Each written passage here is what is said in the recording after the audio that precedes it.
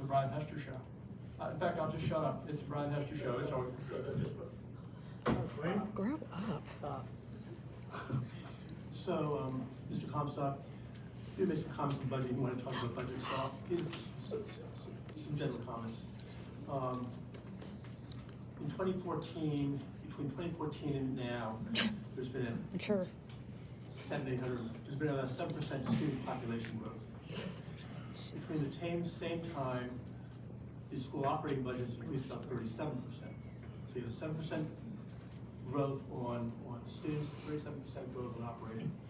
And so when you had asked, what do you want to see? From my perspective, I'd like to see, walk through the budgets on what expenditures were, what the difference is as you go through and up the scale. I've been told that the administrative side of your personnel is top heavy. I don't know whether that's true or not, but take a look at what the administrative growth has been and see where you are. In that same budget, I know that you are concerned on schools or on the school buses. And you said that approximately you need 13 school buses every 15 years. So you need 13 school buses a year, 15-year life expectancy. That's $1.3 million. So if you and I were to sit down and draw up a budget, my comment to you would be, what are the highest priorities? And then you just work down. And when you run out of money, you say, okay, is this really critical, or is there something above that that we adjust, or do we have to go back and get some more, some money from someplace? So school safety and school buses are important. Then can you not find 1.3 million out of a $268 or $217 million budget, less than $1.5 million? Fine, I'm not putting you on the spot, I'm just going through a thought process. I've talked to some school bus drivers, and their comment is sometimes I'm having to ride a second shift after the first shift. And there's a school out in front of Cincinnati that says, we need school bus drivers. I know that you gave school bus drivers a raise a year or two ago. So if you're short of school bus drivers, then maybe you're going to have to go and pay a little bit more to get that. I'm not saying that's the only answer, but to do something. And if somebody above that says, I'm a teacher's aide or teacher, why is the school bus driver being paid the same? It might be because we have a need there. It's as simple as that, supply and demand.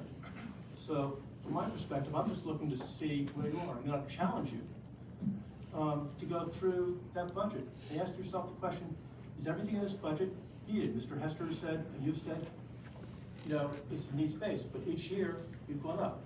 It's been approximately a 5% increase each year that you've had for the last 6 or 7 years.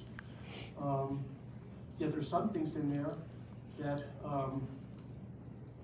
your school board previous to you has said to come back. So for example, I'll give you a couple of examples. One was pre-K. In 2017, 2018, your board came to our board and said the $500,000 grant for a 2-year program for pre-K.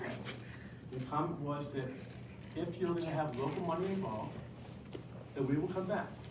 And in October of 2017, Mr. Locke said, I don't believe you. Unfortunately, that's occurring. So you now have 8 pre-K classes with 72 students in them, and the cost is probably $500,000, $600,000 if you look at the numbers. My question is, what's more important? You could buy 6 or 7 buses with that, or pre-K. And prior to 2017, 2018, you did have a Head Start program.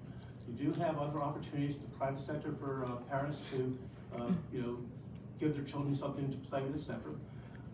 So, in a balancing act, is that the best use of the money? I mean, that's you can say yes or no, but that's the thought process I go through. And I'll just challenge you to say in other things, what's the thought process? A few years ago, we gave $28.5 million for a new 12th elementary school. At the same time then, the previous school board then reduced the elementary school capacity by over 670 or 680 students. So Jordan Springs had 500 students. We spent $28.5 million, we had less capacity than before. And my question was, you have done a lot with $28.5 million. So when you come and say you have capacities, lay out and say, here's why. Just don't say that, and they ask for $28 million to go to school and have less capacity in the elementary school. So that's just some of the frustrations, just some of the thoughts I share with you.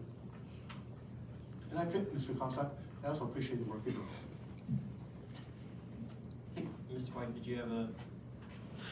I think it's necessary that we call this session to order. There's a board member on the other side that just mouthed the word shithead towards Yes, you another did. board member. All right. We saw it, Mr. Graber. I have a camera here.